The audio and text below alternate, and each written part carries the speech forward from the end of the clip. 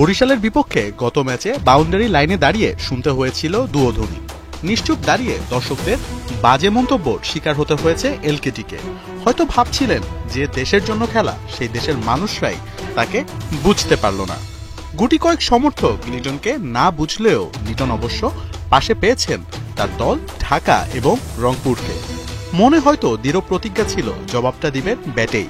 লিটন করলেনও তাই। যে মাঠেই পেয়েছিলেন দুয়োধ্বনি, সেই মাঠেই নিন্দুকদের পাল্টা জবাব দিয়ে খেললেন বিধ্বংসী এক ইনিংস। সময়টা কোনোভাবেই ভালো যাচ্ছে না ক্লাসিক্যাল লিটনের। জাতীয় দল থেকে বাদ পড়ার পর দর্শকদের অবহেলা, তবে লিটন সব সহ্য করে জবাব দিয়ে যাচ্ছেন নিজের ব্যাটিং দিয়ে। চ্যাম্পিয়ন্স ট্রফির দল থেকে বাদ পড়ার পর সবশেষ 2 ম্যাচে তার রান 138, আর সিলেটের বিপক্ষে তো করলেন দুর্দান্ত 70। সব মিলিয়ে শেষ 3 ম্যাচে তিনি করেছেন 208 রান। সিলেট স্ট্রাইকার্সের বিপক্ষে প্রথমে খানিকটা দেখে শুরু করেন এলকেডি। এক প্রান্ত থেকে উইকেট পড়লেও টিকেছিলেন তিনি, কারণ জবাবটা দেয়া চাই। সময়ের সাথে সাথে ব্যাটটাকে যেন চাবুক বানিয়ে ফেলেন লিটন।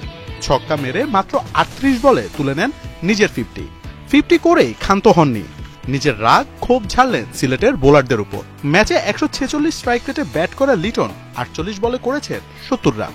4টি 4-এর সাথে মেরেছেন 4টি বিশাল ছক্কা। মাঠের প্রতিটি কোনায় পাঠিয়েছেন বলকে। ভুয়া স্লোগানে মাতিয়ে রাখা দর্শকরা আজ কি লিটনের বিধ্বংসী ব্যাটিংটা দেখেছিলেন, নাকি তারাই আবার আজ লিটন বলে স্টেডিয়াম মাতিয়ে রেখেছিলেন? এবারের বিপিএলে এখন পর্যন্ত টপ 3 রান স্কোরারের একজন লিটন কুমার দাস।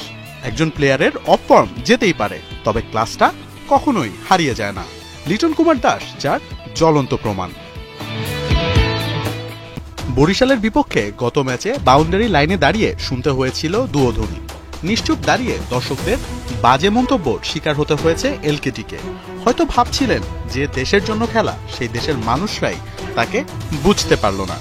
গুটি কয়েক সমর্থক লিটনকে না বুঝলেও লিটন অবশ্য পাশে পেয়েছেন তার দল ঢাকা এবং রংপুরকে।